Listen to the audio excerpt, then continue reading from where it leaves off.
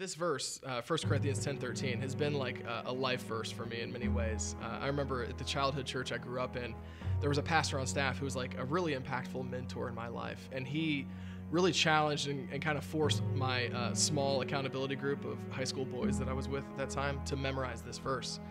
And the reason he had us memorize this verse is because, growing up, being a teenager, being a boy, you're going to face temptations that you're not going to know how to respond to in certain moments. And it has gotten me out of a lot of trouble, honestly. And so the verse, I memorized it in the old New International Version, and that's the way I understand it to this day. But the verse just basically says, no temptation has seized you except what is common to man, meaning that you're not facing anything in this moment that someone else hasn't faced before. This temptation isn't new, it isn't rare. People have overcome this temptation before. And it goes on to say, and God is faithful. He will not let you be tempted beyond what you can bear. And I think a lot of times we misunderstand the meaning of that verse, that temptation won't be hard to overcome.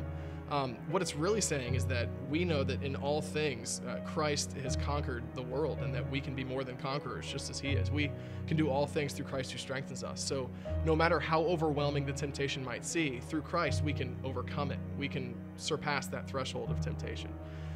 So he won't let us be tempted beyond what we can bear. It goes on to say, but when you are tempted. I love that because it doesn't say if you're tempted or if it just so happens to be that temptation comes your way. It says when you are tempted. What we know about the scriptures is that temptation isn't sin, and we will all face temptation. It happened to Jesus in his own ministry. He was tempted by the devil in the desert, and he overcame that temptation and didn't fall into it. Temptation will come in our lives, and it's how we respond and handle that temptation that will decide whether or not we're sinning or we're walking in the ways of Christ.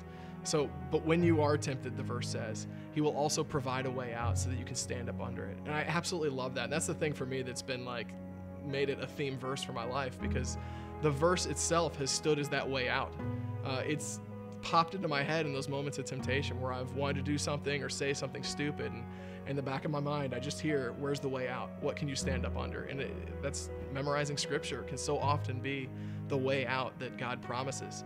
So that verse kind of describes for us what temptation is all about, but I think it models for us the key ways that we get out of temptation and we honor Christ with our lives. And that's through accountability, through prayer, and through memorizing scripture, having other people walk with us, crying out to God in our time of need, and through memorizing his word. We're going to find that way out in those moments of weakness and temptation, and we're going to honor God with our choices.